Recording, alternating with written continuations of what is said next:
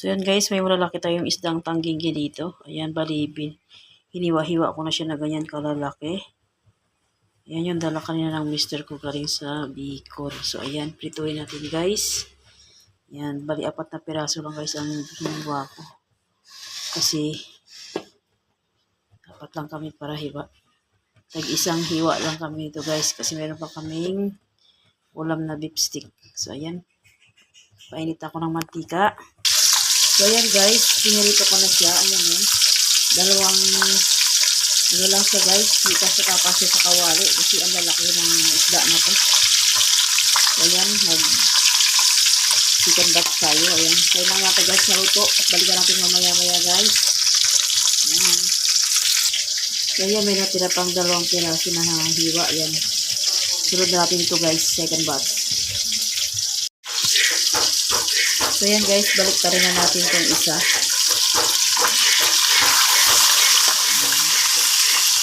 Sarap nito guys, sausawang suka, tuba.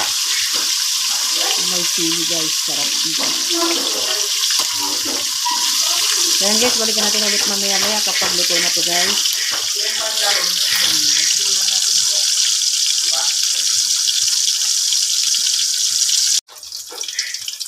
So yan guys, goods na tong isa.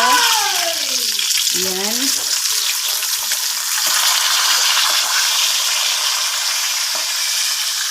Ano ko guys, medyo hilaw-hilaw ko tong isa. Saka itong isa, balik pa rin natin, medyo hilaw-hilaw pa rin.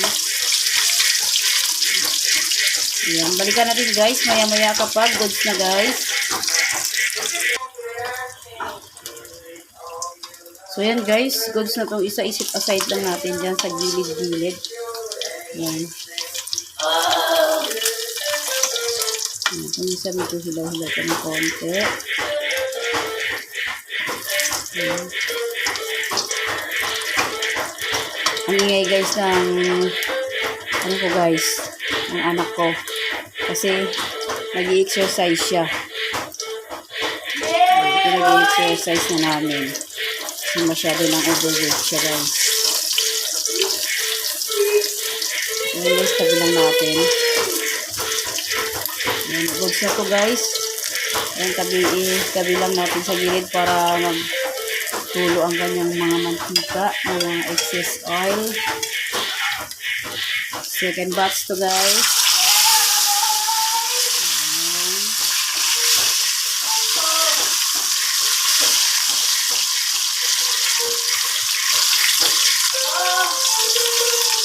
Hirapan na siya guys, magpapayat kasi 2 years old pa lang siya guys.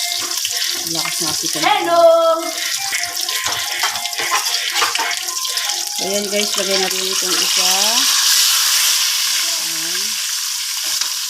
Pagkarin na natin ito guys.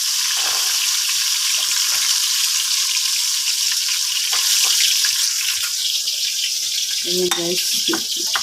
Sinip aside ko muna itong dalawa. So ayan guys, balikan natin mamaya-maya to guys. Ayan, sinip aside ko na yung dalawa ko na dito.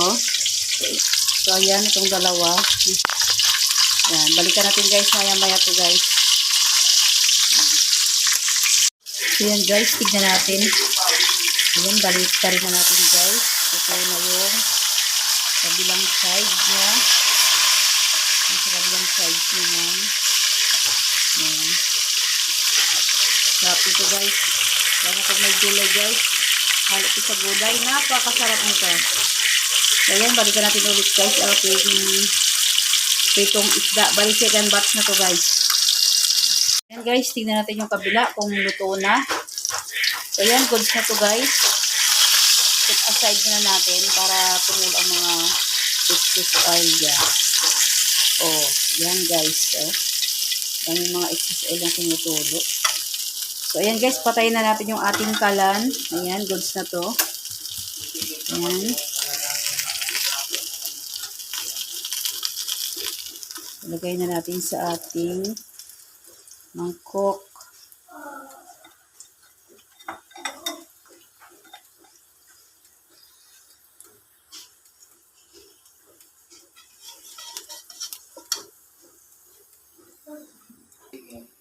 So, yan guys. Goods na yan. Luto na guys ang ating pritong isdang ano to guys. Isdang pangginggi to guys. Oh, napakasarap nito guys. Sabawan. Sigang ko sana kaya lang hindi ako nakapamalingki kanina. Wala akong nabiling gulay guys. So, nag-lipstick kasi ako kanina. So, ito ay muna ang ating hapunan guys. Ayan. Malaking isda. Ang daming malaking isda dala ni ni Choy. So, yun lang guys. Thanks for watching. Please like, comment, share, and subscribe. God bless us all. Thank you for the blessings.